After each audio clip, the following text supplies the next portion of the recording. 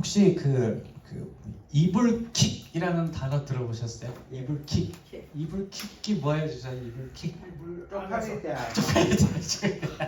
쪽팔릴 때 킥킥킥 막 이렇게 막 자려고 나중에 밤에 자려고 이렇게 딱 누웠는데 하루를 생각해 보니까 막 창피한 게 막 생각이 나는 거야. 실수한 게 생각나고 이랬으면 안 되는데 저랬으면 안 되는데 그러니까 이제 그때 밤에 막 창피하니까 발로 이불을 킥킥 찬다 그래갖고 그게 이불킥이거든요. 들어보셨어요? 아 들어보셨죠? 들어보셨죠? 그러신 경우 있으시죠? 다들 있으실 거라 생각해요. 내가 오늘 하루 다 잘 지냈는데 진짜 내가 왜 그때 그런 얘기를 했을까? 내가 왜 그때 그런 이 행동을 했을까라는 그런 생각을 하면서 발로 차는 어떤 그런 상황에 우리가 놓일 때가 있어요. 이렇게 삶을 되짚어 볼 때 이렇게 문득 생각나는 이 후회할 만한 일들, 후회할 만한 말들, 혹은 기분을 언짢게 하는 일들은 우리가 이 인생을 완벽한 모양으로 만드는 것이 쉽지 않다는 것을 우리가 생각하게 합니다. 제가 아직 공부할 때, 이제 아직 텍사스에 있을 때, 그 박사과정 할 때, 그때 이제 다 학생들이 대부분 이제 다 결혼을 했거든요. 그래서 제가 제 남자인 친구의 남자친구 좀 이상하네요. 남자인 동료, 오케이, 동료, colleague, male colleague. 예, 그 친구의 이제 와이프가 이제 아내가 어떨 때는 어느 시점에서 저한테 이런 얘기를 한 적이 있어요. 자기 남편이 너무 완벽주의자야. perfectionist야 라고 이렇게 얘기할 때가 있었어요. 그러니까 두 가지 의미가 있어서 무슨 두 가지 의미가 있었냐면 하나는 꼼꼼하게 한다는 측면에서 칭찬처럼 이렇게 한 거고 또 하나의 측면은 뭘 하든지 시간이 너무 오래 걸리는 거예요. 완벽해야 되니까 이것하고 저것하고 그래서 끝났나 그랬는데 막 1개월, 2개월, 3개월, 6개월까지 늘어나서 결국 6개월 동안 연장하고 졸업했던 것을 기억해요. 그러니까 이제 빨리빨리 했으면 좋겠는데 자꾸 늘어지니까 이 완벽을 추구하는 게 너무 어려우니까 그런 말을 했던 것으로 제가 기억을 해요. 그러면 이 완벽의 어려움은요, 우리가 이번 달 살펴보고 있는 의로움의 영역에도 그대로 적용이 됩니다. 우리가 아무리 하나님 말씀을 따라 또 그리스도를 믿는 믿음으로 이 길을 가려고 하는데 근데 그 상황들을 되짚어보면 아무리 노력해도 흠이라고 부를 만한 그런 상황들이 발생을 하는 거예요. 예를 들어서 이런 것이죠. 기도를 열심히 했어요. 우리 수요 예배 때 기도 열심히 하잖아요. 기도 예배를 탁 하고 나와서 첫 번째 하는 말이 하나님께서 원하시지 않는 어떤 이상한 말들을 하고 있는 거예요. 이제 그런 거, 아니 여러분들이 오시는 분들한테 그런 거 아니에요? 이제 그런 거 이제 막 열심히 했는데 그래서 나중에 집에서 생각해보니까 아이고 내가 기도를 이렇게 열심히 하고 내가 왜 그런 얘기를 했지? 이런 생각을 웃으시는데 그런 얘기를 이제 할 때가 있어요. 이제 무슨 얘기냐면 믿는 자로서 이렇게 하면 안 되는데 그런 일들을 했구나라는 생각이 아무리 노력을 해도 이렇게 문득 드는 거예요. 근데 사실 이건 좋은 거라고 할 수 있어요. 여러분들 성령의 역할에서 들어보셨잖아요. 성령 하나님께서 예수님의 이름으로 보내주신 이 성령이 하는 일이 뭐냐면 하나님께서 원하시는 일들을 떠올리게 하는 거예요. 그러니까 성령이 우리 안에 역사를 기도를 열심히 했으니까 성령님이 우리 마음에 역사하는 거예요. 야, 너 그런 말 하면 안 돼. 야, 너 그렇게 하면 안 돼라고 하는 거니까 좋은 거예요. 하나님께서 원치 않으신다는 건 떠올려 주기 때문에 그것은 좋은 거예요. 근데 문제는 말이죠. 이 성경에서 이 반복되는 이렇게 의의 문제들, 이런 좀 성령이 우리에게 보여주는 이 문제들이 그냥 덮고 넘어갈 만한 문제는 아니라는 것을 성경에서는 얘기를 해요. 그리고 이 문제의 원인을 우리의 죄성과 연관을 시킵니다. 그러니까 죄랑은 좀 틀린 거예요. 죄성은 뭐냐면 죄가 일어나게 하는 어떤 그런 우리 마음의 그런 성향을 죄성이라고 해요. Sinful inclination이라고 영어로는 할 수 있겠네요.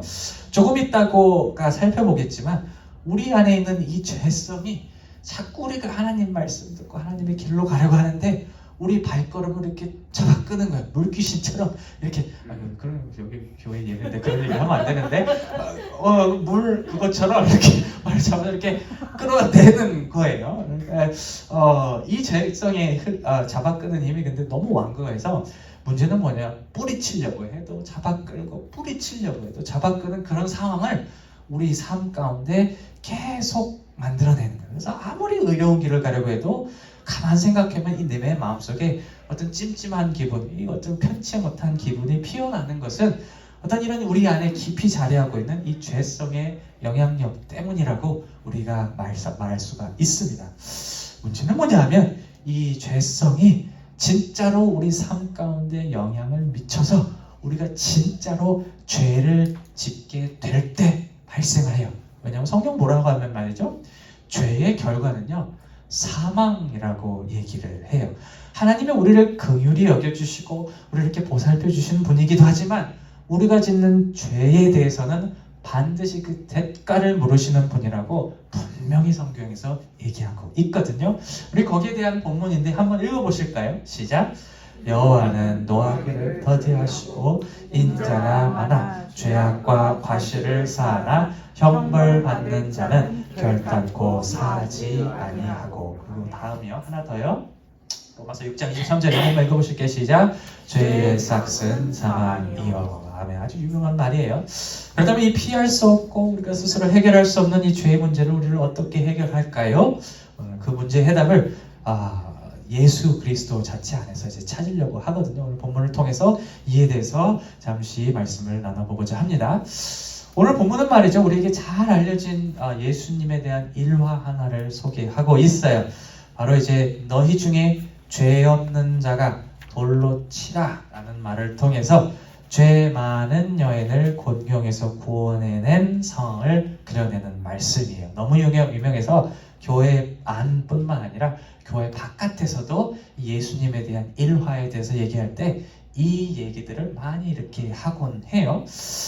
오늘 본문에서 이 의로움과 관련해서, 죄가 없는 것과 관련해서 두 가지 부류의 사람을 소개합니다.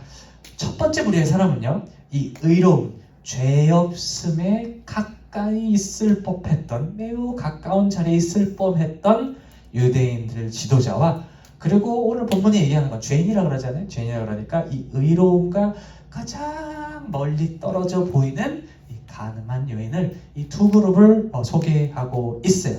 여기서 한 가지 우리가 눈여겨봐야 할 것, 이 말씀이 어떻게 끝나나 쫙 보면은 우리에게 계속해서 찾아오는 죄와 그로 인한 죽음의 문제를 해결한 것이 이 의로움에 가까이 있었던 유대인 지도자들이 아니라 의로움에서 제일 멀었던 여인에게 일어났다는 사실이에요. 다시 말해서 문제 해결에서 가장 멀리 떨어져 보였던, 저 꼴찌에 있었다고 생각했던 그 사람이, 아무도 주목하지 않던 그 사람이 갑자기 1등을 하게 된 거예요. 와, 이렇게 해갖고 구체적으로 이런 일이 두 그룹 사이에서 발생을 했어요. 무슨 일이 발생했냐면 의로움을 위해서 온 힘을 쏟았던 이 서기관들과 바리새인들이 죄 많은 여인을 예수님 앞에 이렇게 끌고 와서 묻는 것이에요. 8장 5절의 말씀인데 우리 한번 읽어보실게요. 시작!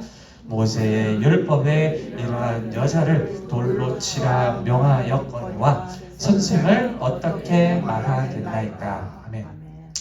이 하나님 무슨 얘기냐면, 하나님이 그렇게 했잖아요. 죄 지면 벌하라고 하셨죠. 그리고 특히 돌로 던져서, 율법 지키지 않으면 돌 던져서 사람 처벌해야 된다고 그렇게 얘기하지 않았습니까? 해야 돼요 라고 이렇게 주장하고 있는 거예요. 이를 잠잠히 듣고 있던 예수님이 이런 대답을 하시죠. 우리 8장 7절의 말씀인데 한번 읽어보실게요. 시작!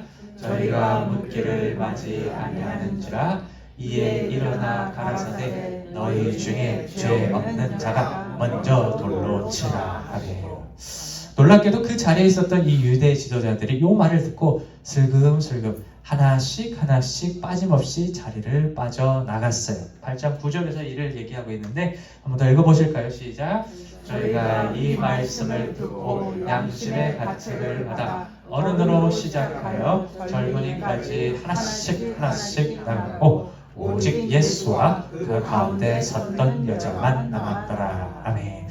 이 유대인 지도자들, 이제 어린 아이도 있었다고 하는데 그 중에서 유대 지도자들이 멀쩡했을 것 같은 그 유대 지도자들이 먼저 이렇게 막 나오기 시작했다는, 후퇴했다는 것은 뭘 의미하냐면, 그들이 아무리 의롭게 살려고 노력했어도 죄의 문제를 완벽히 해결할 수는 없었다는 것을 의미해요. 매일매일 성경 읽고 예배드리고 말씀대로 살려고 노력을 해도 자신에게서부터 떨어져 나가지 않는 그 죄의 존재를 가만히 생각해 보니까 발견하게 된 것이에요. 나가 그들이 죄가 해결되지 못한 채로 그 자리를 떠났다는 사실은 뭐냐면 죽음의 그림자, 죄의 결과가 사망이라고 그랬죠. 죽음의 그림자가 그들을 계속 따라다닌다고 얘기할 수 있어요. 죄의 삭은 사망이기 때문에 그들이 이 문제를 해결하지 못하는 한 잠정적으로 죽은 것과 마찬가지. 살아서 나갔지만 사실 죽음이 계속 따라다니고 있는 것이죠. 본문은 이 죄가 불러일으킨 죽음의 문제를 해결한 단 하나의 사람을 소개하는데 바로 아까 얘기 드렸듯이 의로움의 삶에서 제일 멀리 떨어졌던 이 죄가 많은 여인이었어요. 자신의 죄를 처벌하려고 했던 모든 사람들이 떠나감으로 인해서 자신에게 짙게 드리워진 죽음의 그림자에서 벗어날 수가 있었죠. 명백하게 죽었어야 되는데 벗어나게 된 거세요. 그녀가 이 죽음의 그림자에서 벗어날 수 있었던 이유는 바로 예수님 때문이었어요. 곁에 머물렀던 예수님이 정죄하려고 그 사람 주변에 모였던 모든 사람들을 이렇게 몰아내 주셔서 그 모문의 여인이 생명을 얻을 수가 있었던 거예요. 근데 이 예수님의 존재가 여인을 살린 건 이거는 우연의 일치가 아니었어요. 혹은 예수님의 말빨이 좋아서 이 상황을 모면한 게 아니에요. 우리가 본문을 잘 보면 이걸 알 수 있어요. 예수님이 먼저 그럴 수 있었던 이유가 뭐냐면 예수님만이 죄의 책임을 물을 수 있는 유일한 존재였기 때문이에요. 예수님께서 뭐라고 말씀하셨어요? 죄인인 그녀를 투석형으로 처벌하기 위해서는 죄가 하나도 없어야 된다 그래요. 니들이 죄가 없으면 처벌할 수 있어. 사실 율법이 그런 거군요. 율법에서 처벌하라고 하는 어떤 그런 내용들은 하나님께서 유일하신 의로우신 하나님께서 그 상황에 개입하셔서 처벌하시겠다. 그래서 하나님이 재판관인 그런 상황이 율법에 나타나고 있는데 그것에 대해서 예수님이 지적하고 있는 거예요. 죄가 없는 사람만이 그 죄를 책임을 물을 수 있다라고 했는데 그 요건을 충족시키고 그 자리에 남은 사람이 오직 예수님이었어요. 무슨 얘기냐면 예수님만이 죄가 없었고 그렇기 때문에 제 책임을 물을 수 있었다는 것을 보여주는 장면이에요. 한 가지 되게 중요한 게 있어요. 중요한 게 뭐냐면 이 상황을 쫙 보면은 이 죄인을 처벌할 수 있었던 유일한 존재이신 예수님이 죄인을 처벌하는 것을 원한 게 아니라 처벌하는 것을 원하지 않으셨어요. 본문 11절에 예수님께서 뭐라고 얘기하시냐면 한번 읽어보실까요? 시작! 대답하되 주여 없나이다. 예수께서 가라사대 나도 나를 정죄하지 아니하노니 가서 다시는 죄를 범치 말라 하시니라. 뭐라고 하면 자신이 뭐라고 얘기하면 나는 죄를 처벌할 권리가 있지만 죄인은 처벌하려고 이 땅에 온 게 아니라 죄인을 살리려고 이 땅에 왔다라고 말씀하시고 계신 거예요.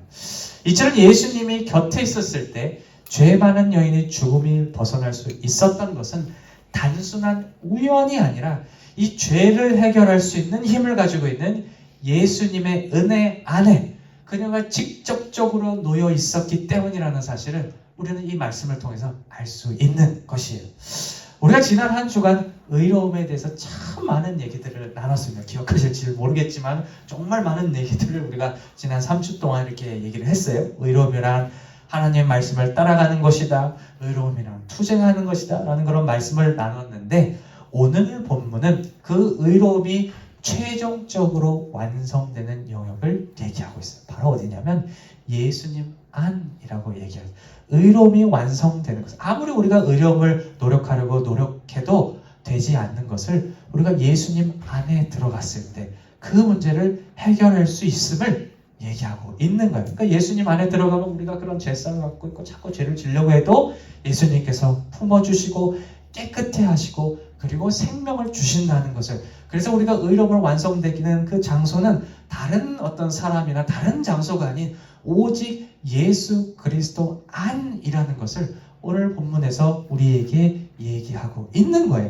그래서 바울도 이에 대해서 로마서 8장 1절에서 아주 유명한 말씀을 우리에게 하나 전달한 적이 있거든요. 우리 한번 읽어보실까요? 시작!